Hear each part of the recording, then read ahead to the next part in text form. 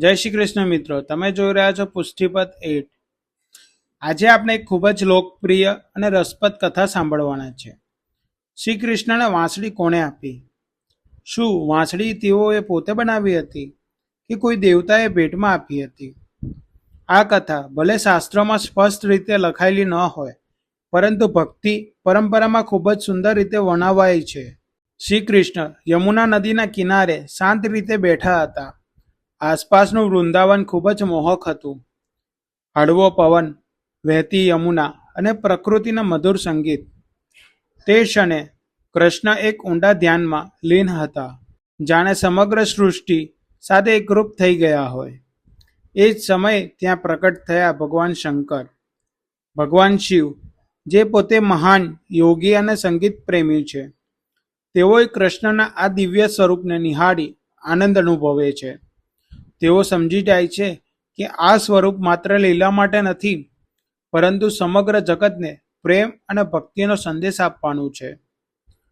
ભગવાન શંકર પોતાના હાથમાં એક સુંદર બાંસની બનેલી વાંસળી લઈને આવ્યા હતા। તેમણે કૃષ્ણને કહ્યું, હે નંદલાલ, આ વાંસળી હું તમને અર્પણ કરું છું। જ્યારે તમે તેને વગાડશો ત્યારે તેનો સ્વર માત્ર સંગીત નહીં રહે, તે દરેક જીવના હૃદયમાં પ્રેમ, ભક્તિ અને આનંદ જગાવશે। કૃષ્ણએ વિનમ્રતા સાથે આ વાંસળી સ્વીકારી। જેમ જ તેમને પહેલીવાર વાંસળી વગાડી, આખું વૃંદાવન મંત્રમગ્ન થઈ ગયું। ગોપીઓ પોતાનું બધું કામ છોડીને દોડી આવી, ગાયો શાંત થઈને સાંભળવા લાગી, અને યમુના નદીનો પ્રવાહ પણ જાણે ધીમો પડી ગયો હોય। તે ક્ષણે વાંસળીનો સ્વર માત્ર ધ્વનિ ન હતો, તે પ્રેમનો પ્રવાહ હતો। આ રીતે વાંસળી માત્ર એક વાદ્ય ન રહી, પરંતુ શ્રી કૃષ્ણની લીલાનો અભિન્ન ભાગ બની ગયો। પછી જ્યારે રાસલીલાનો પ્રારંભ થયો, ત્યારે પણ આ વાંસળીનો સ્વર જ ગોપીઓને બોલાવતો હતો, આત્માને પરમાત્મા તરફ ખેંચતો એક દિવ્ય આહ્વાન। આ કથાનો એક ખૂબ જ સુંદર સંદેશ છે। વાંસળીનું મહત્વ તેની રચનામાં નથી, પરંતુ તેની અંદર રહેલા ખાલીપણામાં છે। જ્યારે વાંસળી અંદરથી સંપૂર્ણ ખાલી હોય છે, ત્યારે જ શ્રી કૃષ્ણ તેના દ્વારા મધુર સંગીત વગાડે છે।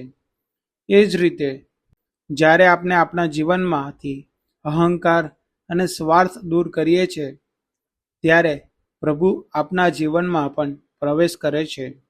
તો મિત્રો, આ કથા આપણને શીખવે છે કે જીવનમાં ખાલીપણું, નિર્મળતા અને સમર્પણ રાખવું જોઈએ, કારણ કે જ્યારે આપણે અંદરથી ખાલી બની જઈએ છીએ, ત્યારે જ પ્રભુ આપણામાંથી પોતાનું સંગીત વગાડે છે।